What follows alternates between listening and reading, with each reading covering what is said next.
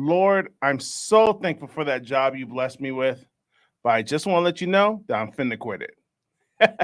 This is Epic Dog.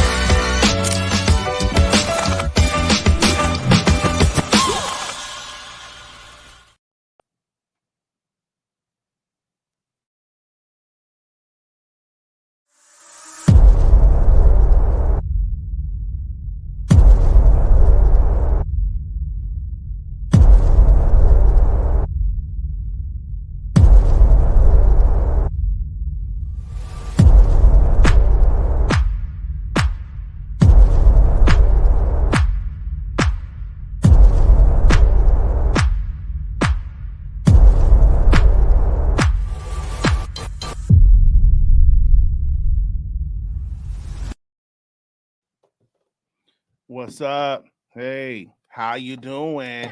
Sorry you couldn't get through and leave your name and your number, and I'll get right back to you.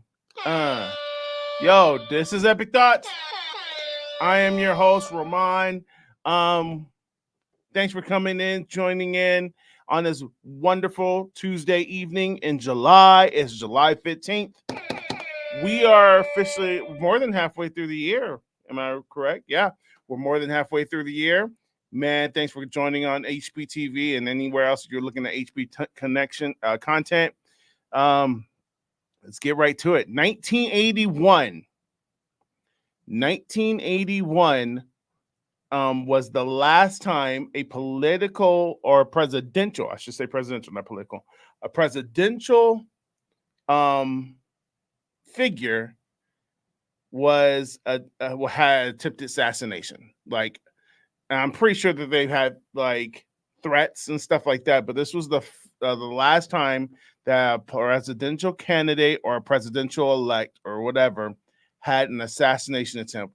Was over 40 years ago, 1981. Ronald Reagan, there was an assassination on his life. He was shot in the shoulder, I believe it was, in 1981. And we didn't have another assassination attempt until the day that will go down in history, July 13th, 2024, in the state of Pittsburgh. President Trump, somebody tried to end his life. There's an assassination attempt. They're calling it officially now, which is weird. I don't know why it took them 48 hours to call it an assassination attempt, but they finally made a statement. It's assassination attempt. It was on President Trump in the state of Pittsburgh.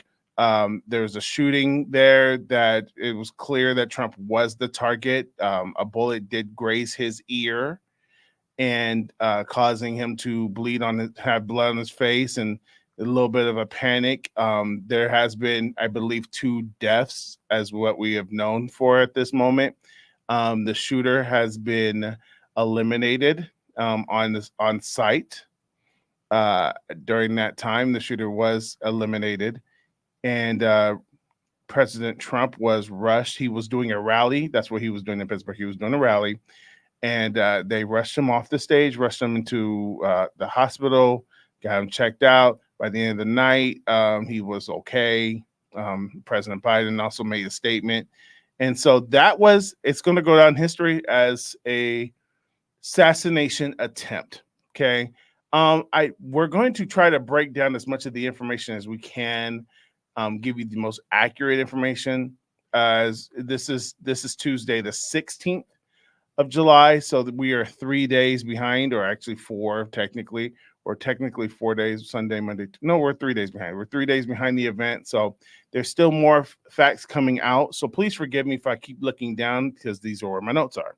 They're in my phone, and I want to make sure that I'm giving you the proper notes for all that. First of all, also let me tell you this. Take this moment.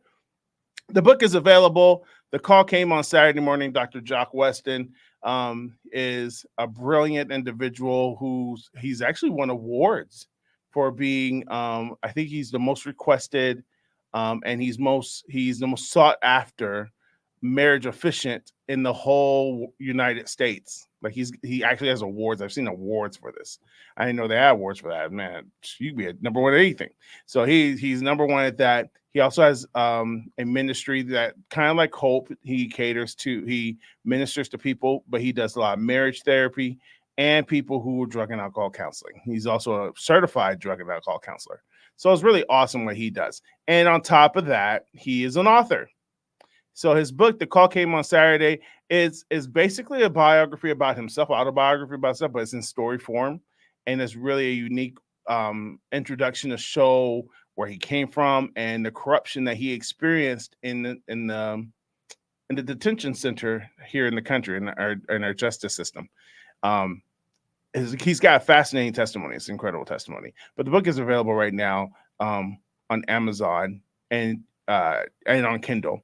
You could also, if you want, you can go to heritageparkprod.com and get a signed autographed copy of the book. The Call Came on a Saturday morning. But you got to order if you want the autographed copy, you got to go to heritageparkprod.com and get the copy there. All right. So now let's get to this situation with President Donald Trump. Okay. This is all the reports that we're reading from comes from the AP. Okay. Now, there are some questions. So here we go. Now, of course, my phone trips out. Now, this is happening days before the RNC. Okay. Actually, 2 days before the RNC. This has happened 2 days. So the RNC started, I believe, yesterday, Monday. And I'm not quite sure where it is. But here's what we know so far. Thomas Matthew Crooks is a 20-year-old nursing home employee from suburban Pittsburgh who was the shooter for Donald Trump. Again, his name was Thomas Matthew Crooks. He's 20-year-old nursing home employee from suburban Pittsburgh. He was a registered Republican, and he had explosives in his vehicle, and the campaign rally was an hour away from his home. Okay. Let me see. Here we go. Now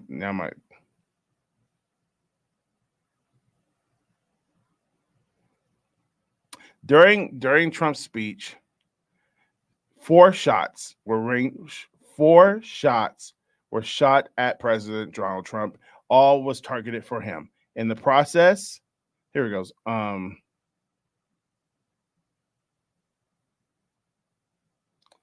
sorry.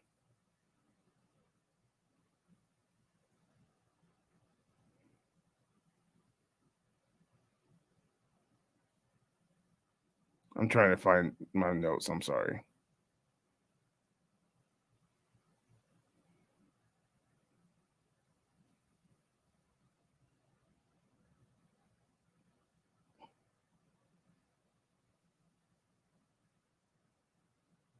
Okay. Raleigh goes and noticed a man climbing to the roof of a nearby building.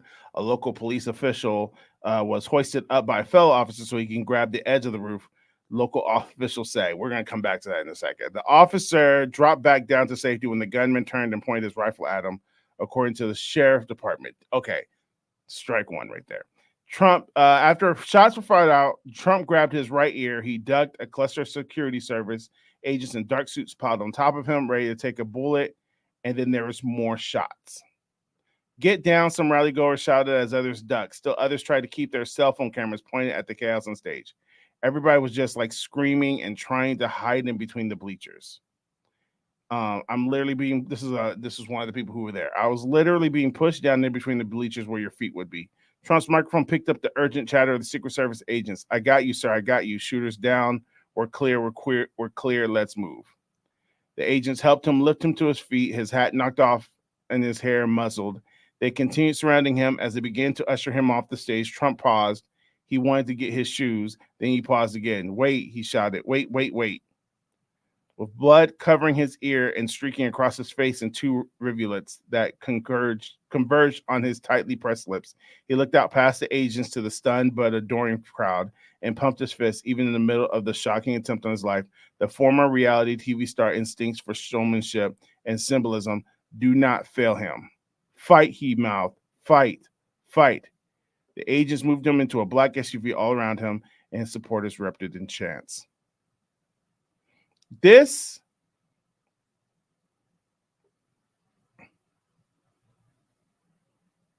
I've gone from so many different emotions, from utter terror, because I don't care, and I'm just going to say this now, because I was going to say it to the end of the podcast. I'm going to say it now. Anybody who wished death upon this man, you need to go to therapy today. Okay? There's people I do not like. But to wish death on another individual, I can tell you if it's Hitler, or, there was people who wished the death of Osama bin Laden. But if you're putting Trump in the boat with Hitler and Osama bin Laden, and for some people Saddam Hussein, yo, really? Like, you need to calm down. Like, I told my dad was not a Trump supporter, and he was not. He just did not like him. And so when he won the election, my dad was just like, he wasn't furious. He was just like, what are we going to do? And I remember telling him, like, Dad, first of all, listen, we've outlived how many presidents now? So you're going to outlive this one, right? He's going to be president, and he's going to do 4 years, and then we'll vote him out if we don't like him, or keep him if we do. Like, we actually outlived these guys. So my dad took that in perspective. He was, that's a good point. I never thought about it that way. Like, he's just a man. And to be really honest with you, the president, they do put some kind of stuff on us as a country, but bro, it's that Congress that we really need to look at, in that Senate, bro. It's our local officials who we really need to be fighting for and fighting to get out. But anyways, I digress. Anybody who wishes death on another human being, they got darkness in their heart, and they need to get some things checked, bro. There's some things going on with you. You need to get some things checked very fast, because that's just not cool, bro. That's just not. I'm not down with that. So I just wanted to put that there, because I probably won't have time to come back to it. I've had so many emotions. I had fear that someone tried to kill another person. The disregard was just absurd. I think to have the disregard for human life in general is absurd. I thought about his wife and his family. I thought about what this country would look like if they had actually killed him. If he had actually died, what would happen to this country? And that idea was to the point where I was looking at real estate in other countries. That's how bad that was. Some people just kind of bypass it, like, yeah, if he dies, he dies. First of all, there's countries that the news don't cover. They're in the middle of civil wars right now, where their president and their president candidates are being assassinated. That's happening in the world right now. Okay. We bypassed, there was a candidate that the people in Mexico loved who was assassinated days. I think it was either 2 days or a day before their election. The favorite was killed. That was just, and I think they went through like 8 assassinations from just the electors, just the people who were not the electors, the nominated, just the people who were like trying to get in were getting killed. There was like 8 of them. So that's just absurd. I reported a couple months ago that there's been for 2 years, a civil war in the country of Burma. The news don't cover Burma. Why would we cover Burma? That's not sexy, so why would we talk about it? But there's been people dying on the streets in a political rampage in Burma. Like, people are dying all over the country. This stuff is happening everywhere. Just because you don't see it in your front door, just because it's not happening in Ukraine or Palestine, doesn't mean it's not happening. There's countries that are in the middle of these crazy wars because of stuff like this. And we're thinking that we're better because we got social media and money. Man, we're no different, okay? The human spirit is the same no matter where it goes, Okay, a spirit that doesn't have God is greedy. It wants power. It wants money. It's got pride. It's got anger. It's got rage. The human spirit without God is nasty, and the human spirit with God is nasty, but with God. But that's a fact. You're nasty, but now you have something in your heart that tugs at your heart and keeps you astray. Keeps you not astray, but keeps you away from that kind of lifestyle. So just because you're saved doesn't mean you're perfect. It actually means that you understand that you can't be saved by your own merits, because your own heart is deceitful, your own heart is destructive, your own motives are bad. You need Christ just as much as everybody else. So now think of that and think about it in the worldwide scheme of things. We're not better than anybody because we're smarter. Man, we can Google all the questions of history. I have an app that teaches me Spanish, right? People are just as dumb, if not more dumb than they were 20 years ago. People still can't spell. People still can't read. It's disgusting. So don't think that we're better off than everybody else, and this is just a one-off thing that we'll get over. This could have been really, really bad. Okay? This is disturbing. Now, I'm not a conspiracy theorist. I'm not at all, but I'm going to go back to my other report that I was going to read earlier that we got caught up in. There's too many questions that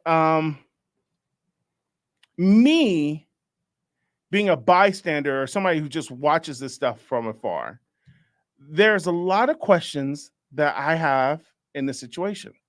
There's a lot of things going on that happened in this moment where I was like, yo, that doesn't sound right. And I wonder if you're in the same boat as me. Okay. One, listen, much love to Joel Osteen. I know a lot of people don't like Joel Osteen, whatever. But I remember being in Houston, going to Joel Osteen church. I think it was Houston. I was going to Joel Osteen, and they have this long line where you can actually shake his hand. I don't know if they do that anymore because of COVID and stuff, but this is way before COVID. Bro, I couldn't get within 100 feet of this man, right? I couldn't get within 100 feet. I left the line and walked a certain direction because I was looking for a restroom. Or no, I think I was following a kid. And that's what I was trying to see where he was going. And they jumped on us something so tough. And I didn't have no weapon. This was church. I can't get close to Joel Osteen at church. How did this man, this 20-year-old boy, Matthew, who they're identifying as the person who shot Donald Trump, Thomas Matthew Crook, how did he get within 100 feet, 100 yards of Donald Trump? If you look on social media, and I've seen these videos, there's people who show videos of him alive on the roof with his weapon, and people pointing out like, hey, he has a gun. Hey, that guy got a gun. Does everybody know he got a gun? And like I just read, they're law enforcement officials, there's a sheriff who saw him. And the guy pointed a weapon at the sheriff, and the sheriff climbed down.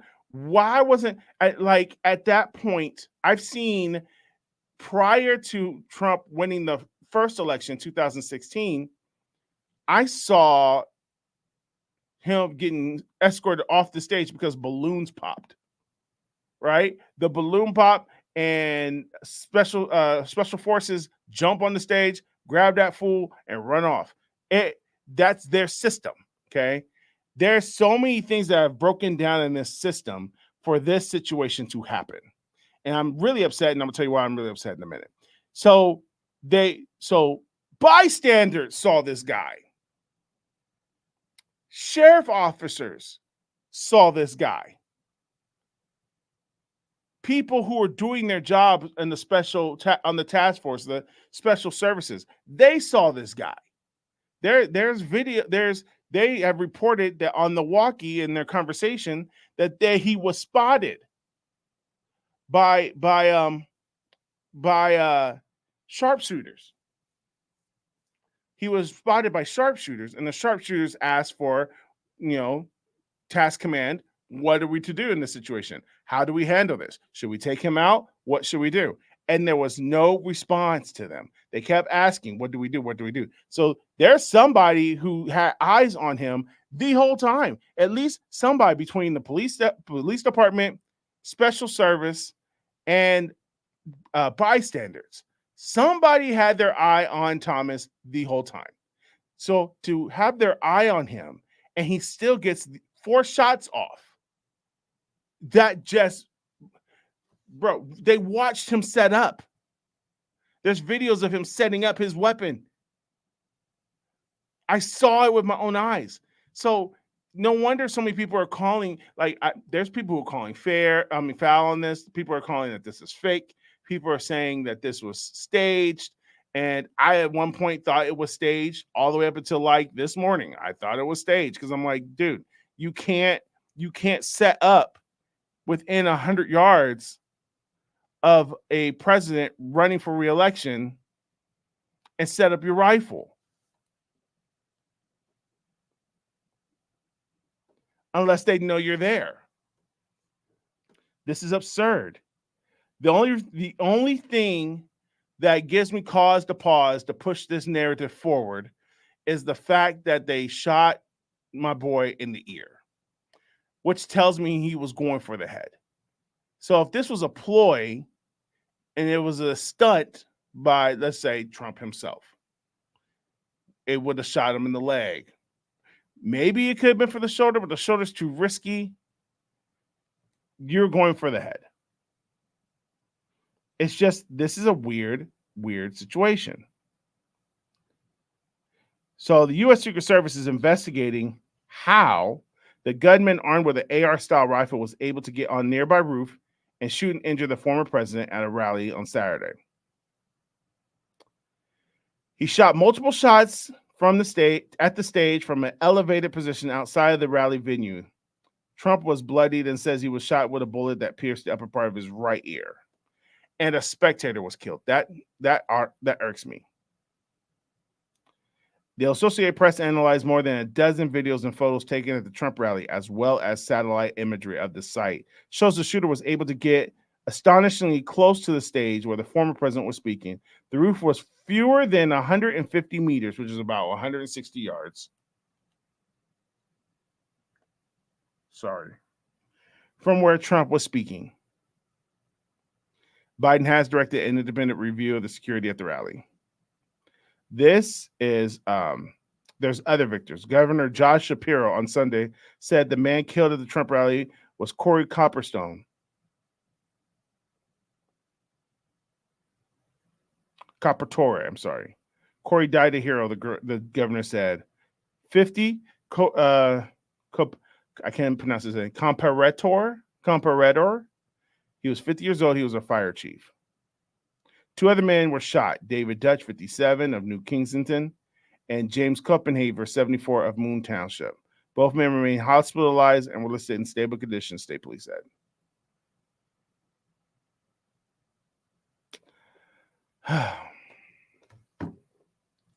I am just... So my other feeling was rage. I feel rage. Because I had no recording or no news article that supports my theory. My theory is that there's people on his own team that just don't want him. You can't have... I know that because I have friends who are in the Secret Service. I have friends who are in the military, and they tell you it doesn't matter. It's your job. But this has been Trump being in politics has just changed the rules of everything so fast. It's changed rules of everything. What we think we know, we don't know. Because of Trump. Trump has caused such a shift in our culture. Single-handedly, he has done this. This is crazy. And a lot of it is his fault, right? And there's a lot that is indirectly his fault. And there's things that are not his fault, other people are doing. But my point is, he shook up the status quo, and now everything is just askew. Could it be possible? And I know that this is crazy because here's the deal about Secret Service. Every president, after he gets out of office,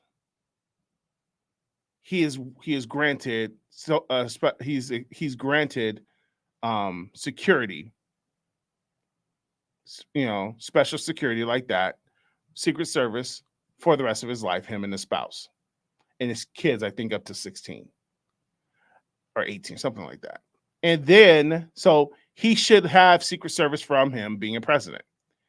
The other thing is, he's also granted Secret Service if he's the running candidate in an election year, which is he is the running candidate, and this is our election year. He's the running Republican candidate, and I think after the RNC, after this week, he will be nominated as the Republican candidate, but he is the top candidate.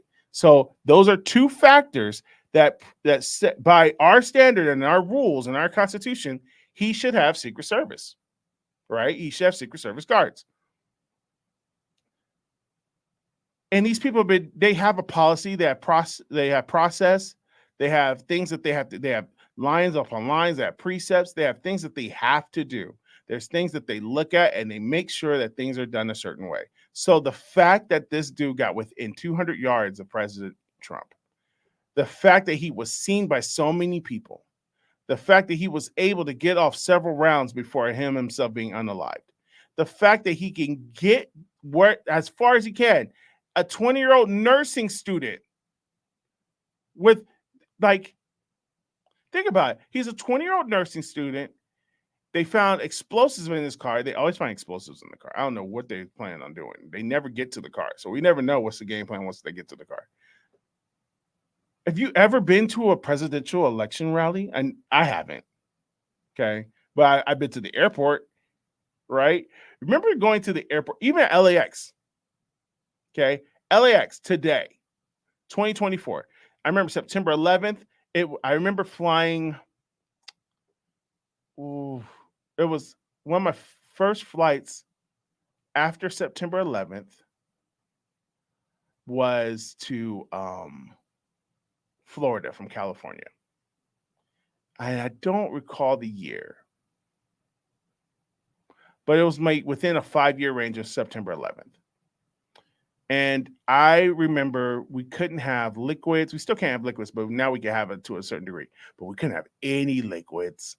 The person I was flying with was my former wife, and she had to empty out her whole. She had all this makeup that was cream based. She had to throw a lot of it away, and it was nuts. The things we couldn't take on a plane, and then we had to be sniffed by a dog, and then even to this day, that was 2001. So 20 something odd years later, we still get sniffed by dogs, right? LAX, they have a guard dog that walks around the airport and sniffs every car. So they're the LAPD, the airport task force, and the Ontario airport by our house. That dog, they got a dog because I know the guy who runs. I knew the guy who had that job before him. The bomb squad is all over the place. So I guarantee you, they had a dog smelling cars out at the rally. Now imagine there's thousands of cars, but you can have several dogs to cover a large. You would have caught that. A dog would have caught explosives. That's what they're smelling for. That's what, unless this is all a show and the dogs don't really know what they're doing. They're sniffing for, Scooby snacks. It's clear it was looking for something. This guy to get this far tells me that the Secret Service, somebody might be in the Secret Service, don't want to do their job or don't want Trump alive.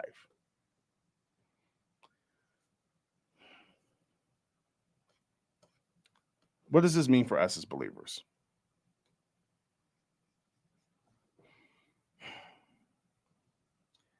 I've been praying for understanding from God. I've been praying that God gives me wisdom when it comes to the political atmosphere of our country? And I wish I had the answer for you. Because here's the thing. Heritage Park is not going to endorse anybody. I am not going to endorse anybody. I don't want to see people die. The ministry side of Rohmon don't want to see nobody die. The political side of Rohmon don't like neither candidate. I don't like neither. There's policies on both ends I can't stand. So my political views, and that's the thing. My political views are my political views. I share it with my close friends. I don't even know if my close friends know. I don't know if my close friends know. I don't even know if my loved ones know. But my political views are my views.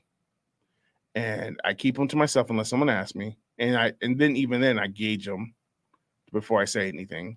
Because people just think you used to a Republican, a Democrat used to be able to sit at a table and talk and eat and have kids and have life together and go golfing together and be on the same work team, be in the same group, be in the same band. That used to be a thing. You used to be able to do that. That's why I said Trump has changed everything, because now you can't, right? I've heard stories that people are on Tinder saying, I only date liberals. Like, okay, you're dumb. Like, that's just so retarded that we've gone that far. And it used to be, you used to take shots at each other. I remember all the time on TV in the 80s and 90s, they would take shots at the other side. Oh, he must have been a Democrat. Ha, ha, ha, ha. Oh, you must be a Republican. Ha, ha, ha, ha, ha. And it was very clear. It was funny because it's very clear which television show characters, what political party. It was part of their character. Like Michael J. Fox was a avid Republican. Not Michael J. Yeah, Michael J. Fox. I can't think of his name. On Family Ties. Keaton was, I think, was his last name, but he was an avid Republican. Phil from Fresh Prince of Bel-Air was, I think he was a Democrat. I'm not sure, but there's been a couple scenes where they showed him in his profession what side. I think he was Democrat, but at the same time, Ronald Reagan came to the house, and he would take shots at Reagan because Reagan was a Republican. I remember that vividly, and it wasn't something to get your panties all up in the bunch over. Right? It was something we laugh about and move on to the next episode. Now we're so split, right? And I always, it was funny because when I was in the 80s and 90s, and I was a teenager in the 90s, late 90s, I was a teenager, and they were talking about, I remember pastors and churches, they were having these conversations, and then the conversations, they would sit there and they'll say, look at these gangsters fighting over colors, blue and red. How stupid is that? How stupid is that? And then I remember walking through a grocery store with my black friends in Altaloma, California. It was 94. And we just walked past the Stater Brothers. And yeah, we thought we were cool. So, we had the baggy jeans and we was Crips. So we had the blue on. And the white lady said, you're killing yourselves. Just stops us. We're walking, not saying nothing to her. You're just killing yourselves. And we laughed and kept on walking. We didn't engage her. But that's how people were. They're killing themselves over colors. Now I'm a grown man watching the country kill themselves over colors. Republicans are red, Democrats are blue. And watching this arguing, this bickering, this back and forth. Oh, your guy is this way. Your guy this. Your guy did this to my family. Your guy did that to my. That's exactly how Bloods and Crips fought in the 90s. That's exactly how they fought. This is the same battle, same war, and it's just as stupid. And the more people ride on their guy, which is crazy, your happiness, your well-being in this country, in your mind, is based off of your guy winning this election. It's based off of your guy. But who you really should be thinking about is the main guy, Jesus Christ. That's who we really should be processing. Because this situation is irky, bro. It's icky. It's icky. I don't know. And the other thing is, this is a registered Republican shooting at this guy. You know what I'm saying? And then the photo op. Oh, wait, I have to go because I have a short show today. The photo op of Trump raising this whole situation is so out of touch. Like, I don't understand.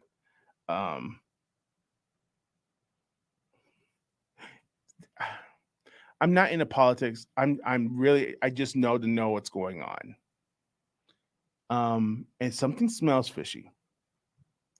And then 2 days later, he announces J.D. Vance as his vice president pick at the RNC. Like, that's why I go back and forth. So that's why I came in here and I thought to myself, well, maybe this is a ploy to kind of get him push on. Did the Democrats try this? Carla, my wonderful my ex co-host, said this is Antifa. She blames everything out there on Antifa. She really does. Maybe. But I can tell you this one. I don't want to be that. And look, I saw the prophecy of the guy. I did see the prophecy of the guy who said that Trump was going to get shot in the ear. That's just nuts. And I don't know. And he went on, and this is his words, not mine. Don't shoot me. Don't shoot the messenger. Oh, that's a bad pun. He said that he prophesied that Trump was going to win the election. In my mind, the moment this thing happened, I thought to myself, wow, there it is right there. That moment may win him this election. That moment may get people to go and vote for this man. But we never know. But either way, and I didn't say this enough. Trust the Lord. Find the Lord. Trust the Lord. Find the Lord. Trust the Lord. Take when I mean find the Lord, take what you think you know about the Bible and all that, put it to the side and find the Lord for yourself without the influence, without the influencers, because we should do a show on Christian influencers because they're the worst. And I know I'm one too, and I'm just as bad. But find the Lord for yourself, bro. And then trust him. Does that mean that life is going to be good? Doesn't mean life is going to be. It doesn't guarantee anything. It doesn't guarantee anything. It just solidifies that even if this life sucks, your second life will be better. And no matter what happens, I'd rather be in God's hands in the next season of our life. And who knows? We might be doing the show from Italy next month. That is really an option. I'm not even blaming you. I'm thinking about turning Heritage Park into a Bollywood company. We'd be so dope in Bali. We'd be dope in Bollywood. Anyways, heritageparkprod.com is the website for all your Heritage Park information and needs. Thank you guys for supporting Heritage Park. And listen, if you want to support Heritage Park, heritageparkprod.com is where you need to go. I'm really I'm blessed with so much. And there's so many things happening. And if people ask, well, how can I help Heritage Park? There's two ways you can help us, man. There's two ways you can help Heritage Park. You can pray for us, and you can support financially.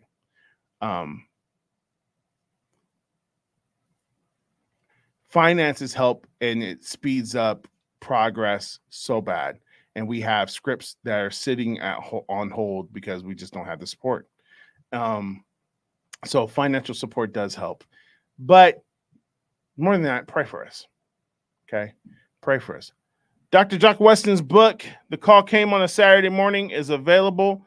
You can get an autographed copy on heritageparkprod.com. If not, you can get it on Amazon. You can get it on Kindle. We're going to show you the commercial one more time before we go. And until next time, stay blessed. We will not probably have a show next week, depending on situations. I have to go to camp. Maybe we do the show from camp. Who knows? Maybe we'll see. That ain't going to happen. All right. So we'll see you in 2 weeks, man. God bless you guys. Good night.